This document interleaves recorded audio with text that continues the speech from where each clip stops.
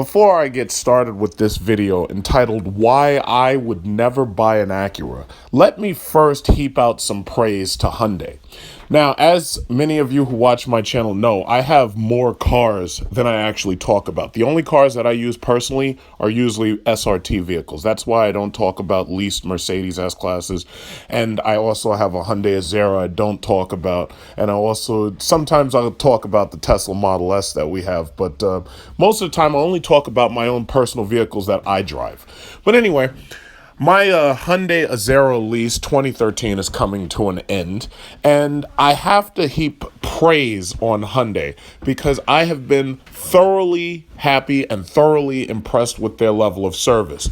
I didn't really talk much about it, but first of all, before the papers in the very beginning were even said and done, Hyundai let me take the car home even before the ink on the paper was dry for the deal for the next 3-year lease. And they wanted basically for me to test it out and make sure that I loved it. And then when I came back, they were ready for me to sign the papers, because what it was it was late in the day and they didn't want to keep me there. So they said, okay, fine, we've got this old car that you're bringing in, and now we'll take this car, and you can just take the lease and you can come back and you can sign a paper.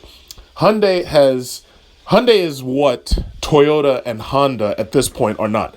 Hyundai does have high quality customer service, kind of like Lexus does, but Toyota and Honda, I haven't seen that out of. And now I'm talking about Acura specifically. Not very long ago, I did a review about the Acura TLX. I don't really want to call it a review. I really should call it a diatribe. But anyway, I did a review about the TLX, talking about why I didn't like it. The TLX was developed in order to replace the TL and in order to replace the TSX. What Acura basically did was they split the difference and they ended up coming up short.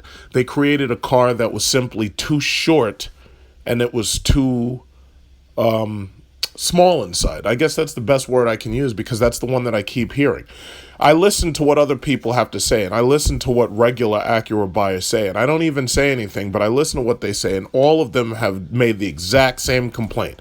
My old TL was better than this TLX because it is too small. So and I've driven the TL on long occasions because one of my friends has one still, and well, actually, a couple of my friends have one, but one of my ex-girlfriends also had one, and I've driven it on a number of occasions because I like to drive everything I can drive just to see how everything feels, especially on long highway drives. And I was driving this car, and I drove it about 200 miles, and that was in one shot because we went on a road trip. And it was comfortable. The TL 2009, it was a comfortable car. It was too confusing to me because the control panels and everything weren't thought out very well. It was hard just to find things like the odometer button. But it was a comfortable car, and it was spacious enough for 4 people to ride for about 200 miles without getting too cramped. And granted, I'm 6'7" damn near. So, you could blame me and say, oh, yeah, well, you're too big for the car. But listen, the people who I see now complaining about the TLX and saying it's too small are far smaller than me, and they're only like 5'5". And even when they get into the car, they're like, I don't like the fit of this car for me. But the problem is they refuse to go anywhere else because they want that Acura name badge, because as far as they're concerned, it's right below the German luxury companies. The interior of the new TLX has been redesigned in order to make the highly pedantic controls of the 2009 simpler to use. I do appreciate that, and I like the fact it has very simple buttons where it's very easy to see what you want to access, like the phone, nav, radio. But my real problem with it is my knees dig right into the center console. Meanwhile, in the Acura TL, I set higher for one, and then on top of sitting higher, I set slightly further back than I did in the TLX, because very simply the TLX was just too small for me. Now, if you're a 5 tall person, you're not going to worry about it. If you've never been in an Acura before, you're not even going to notice it because you don't know what you're missing. But the TLX overall felt like a cheaper, smaller car, in my opinion. So why am I making this video? Well, very simply, I actually started making this video yesterday and now I'm just adding to it so I can finalize it. But I was a bit disgusted with Acura for a very simple reason. Takata airbags have been installed in a lot of Hyundai models, a lot of Toyota models, Acura models, etc., etc. And obviously, as you know, there's been a recall on Takata airbags because these things have the ability to explode. And when they explode, they can send pieces of shrapnel possibly into your face. So in order to do something about it, what they did was they had a massive recall.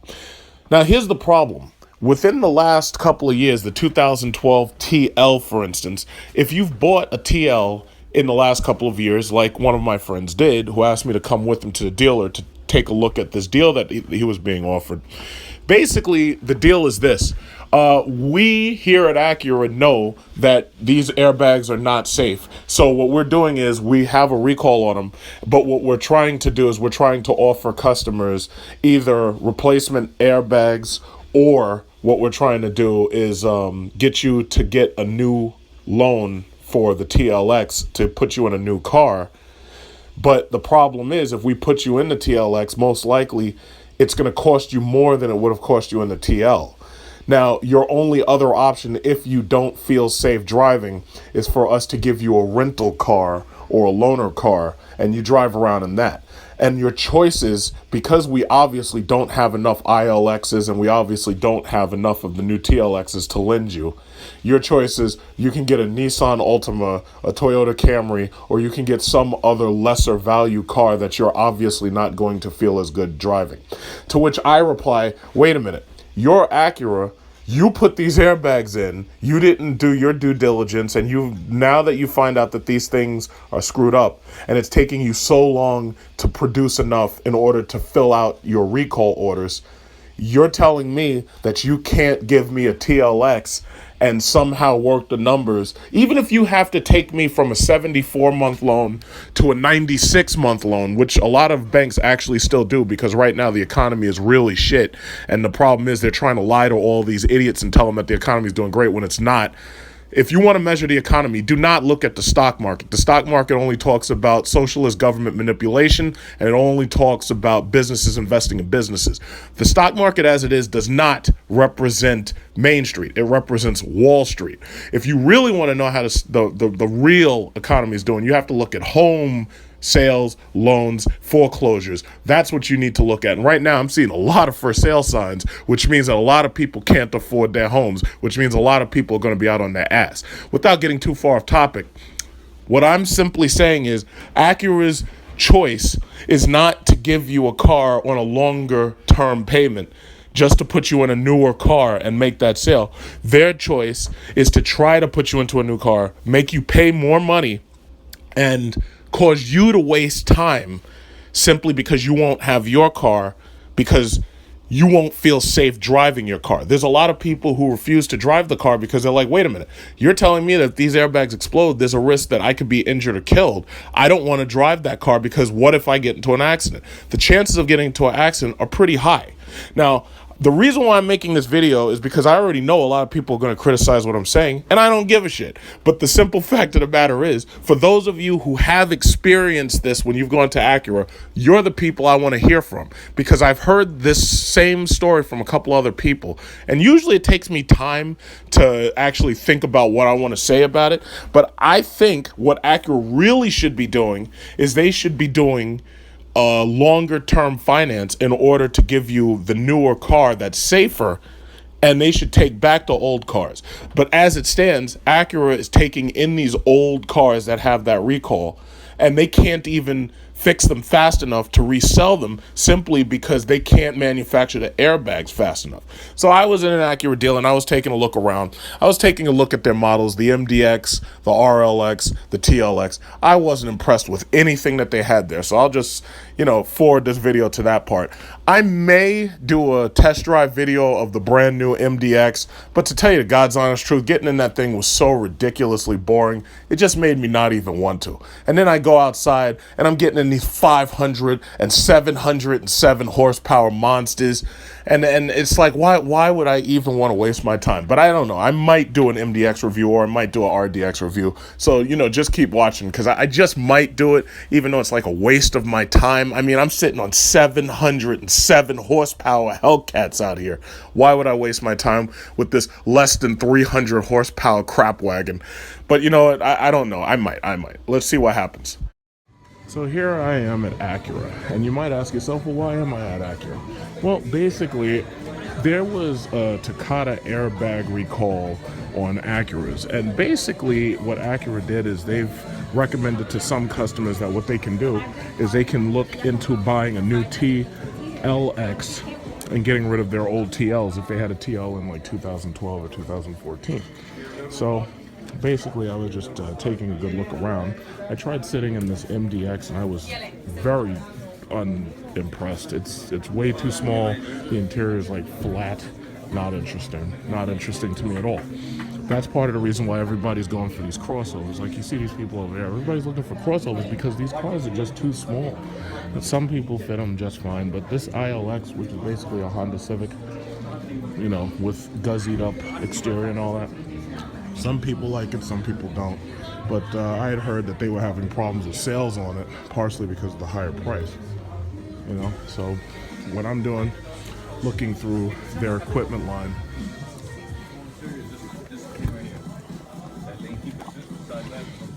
So this is a 2016 MDX. Battery's dead. Do the seats recline? Yeah, the seats kind of recline.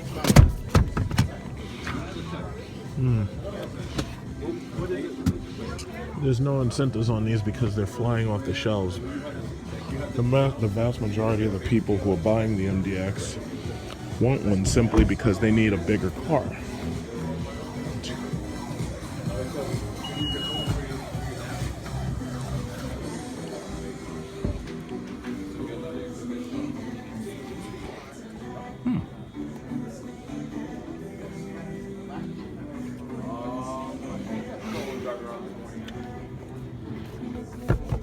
Oh, okay, this makes the thing go down. I don't know what that does. Okay. So there is a third row seat. It's kind of like I think the best comparison to this might be like, say, a Dodge Durango or a Ford Expedition of this year. I don't know about the Explorer if that would be a good comparison, but if you look at how much seat space you have, yeah, there's good enough seat space back here for, little kids. You definitely don't want elderly people back here, not unless they're very small. And when everybody's sitting in the car, the mats fold forward. Let's see, is there a spare tire? There should be. No spare tire for you. I guess you're gonna have to call AAA. No spare tire for you.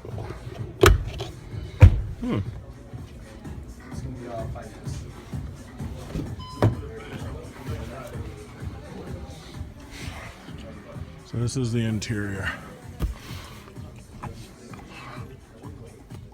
This interior looks just like every single Lexus interior that I've ever seen. Even the new ones, even the old ones. Looks exactly like every single Lexus interior I have ever seen.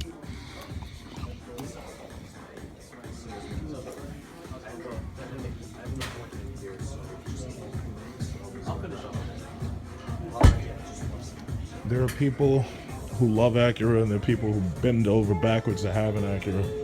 I am absolutely not one of them. If its reliability is as good as everybody who owns Honda says it is, then, I could see how it could have some merit. I mean, let's say you were buying a car every, 10 years or something like that, or every 150,000 miles. If this car would last that long, then yeah, I could see it. My thing is, not for me. 160 miles on the dash. Nobody's ever gone that fast with this thing. And they have this shifter right here. The electronic shifter is actually a pretty good idea in most of these cars. Most of these cars are designed to steer themselves, park themselves, and some of the newer cars are able to drive themselves. So an electronic shifter makes a lot of sense when you really think about it. Because the thing about it is it frees up a lot of space. The only problem is you don't want to end up like those people in that Lexus that was speeding towards that intersection. Not that this is a Lexus, this is not a Lexus, but I'm just saying electronic shifters, I always like to be able to cut things off immediately, or at least put them in neutral when I can. But I tried sitting in this thing. This car is not really for me. Sitting in this, I was like really tight.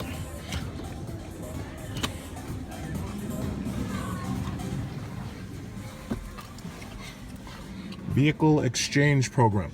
For those of you who haven't heard, if you go to Acura anytime soon, what's most likely going to happen, if you have a TL, they're going to tell you that, yeah, we need to talk about changing your car. And the reason why is because the TLs had the Takata airbags in many cases. And because they had Takata airbags, they're a driving hazard.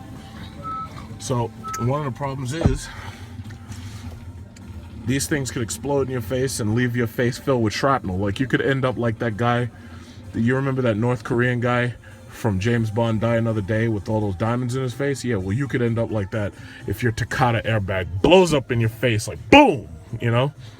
And from what I've heard, it not only can happen that way if there's a car accident, but it can also happen that way if there's not a car accident. So, like, you could be in a situation where you're just driving, and next thing you know, you're chewing pieces of metal because the airbag just said, boosh, all up in your face. And that, to me, is not a good thing. So what are your options? Your options are, we'll take your TL, and we'll put you in a TLX, which is going to cost you more money, or you can drive out of here at your own risk. And if you drive out of here and something happens, well, we had you sign an agreement that it wasn't our fault. So the other option is you can leave your car with us, and what we'll do is we give you a loaner. Your loaner might be an ILX, it might be a Ultima, it might be something, you know, not nice, and you'll be thanking God when you actually finally get back to your Acura. And that's the option that we were offered. Those are the options. How about that? You know, some option, huh? Some option. But you know, this is an Acura. Let me tell you something. This is so boring. Especially like with the cars that I'm driving, I got engines that make more noise than circus clowns. And I'm so sorry. This is. I mean, you know, I'm sure a lot of people out there, you know, they love that Acura badge. To me, it looks like Star Trek. It looks like one of those Star Trek from the future, the non-canon episodes of Star Trek. It looks like the Star Trek symbol. But I'm really sorry. I know a lot of people criticize my take on the Acura TLX.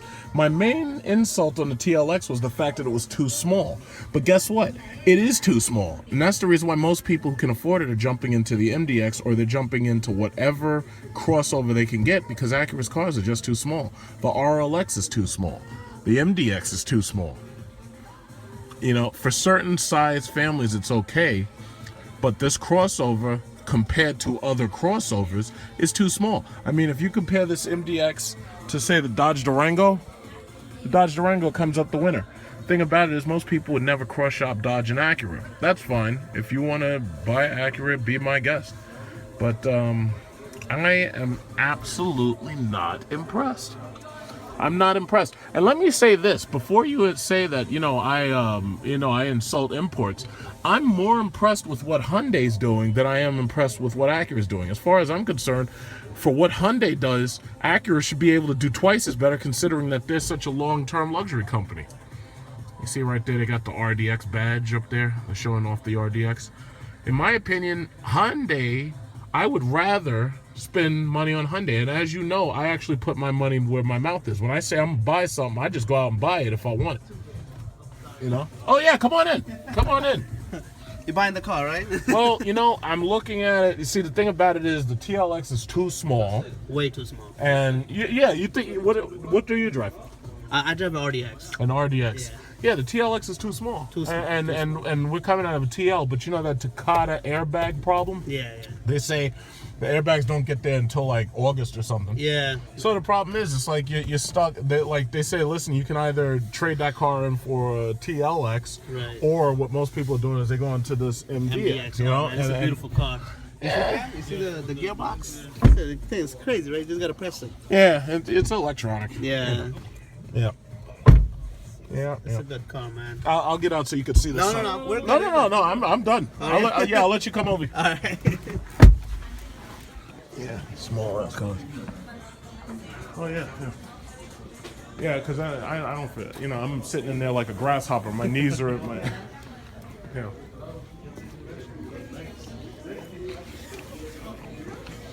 Yeah, so you fit right in there. You good? Yeah. No, from a TL to this, it's a big upgrade. It's a crossover. Yeah. Massive change. It's huge, though. Mm-hmm. I mean, you're gonna love it, man, on the road. Mm-hmm. Yeah. My dad has the MDX, but an older one, I love driving his car, man. Mm-hmm. Oh, sorry. No, I was just looking. I was trying to see the engine. It's a 3.5 V6. Yeah. Mm-hmm. Mm-hmm. Oh, sorry. Oh, you're fine. Yeah. 3.5 liter V6. Let's look a little bit more. So this is another MDX with a different color. This is pretty. Black interior.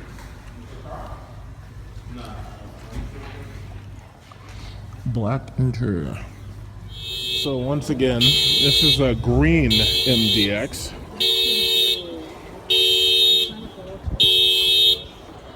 With super handling all-wheel drive. Do me a favor. Pull the battery out of that damn Honda. Okay, thank you. Okay, so green MDX. You turn on the engine, you hear virtually nothing because there's almost nothing under the hood. How would you look pulling off in a green MDX? Does the green mean you have money? Well, if it does, you know, you'd want to have a nice, powerful engine, but you're not getting it, not here. Oh, well, guess what we got? We got a V6 for you with a little less than 300 horsepower. We can't even tell you 300 horsepower because it's just nowhere near that. It's like, it's a number of ponies shy. You know, I'll tell you, I think I have found the cure for insomnia. I think I have found the cure for insomnia. This is the cure for insomnia here. The Acura MDX super handling all-wheel drive is the cure for insomnia. For that discerning driver who doesn't want to hear or feel a driving experience, this right here is the cure for insomnia. It's a whole potload of boring. I wonder how these people will react to even 5 minutes of driving a Hellcat. I wonder. I think they'd be scared.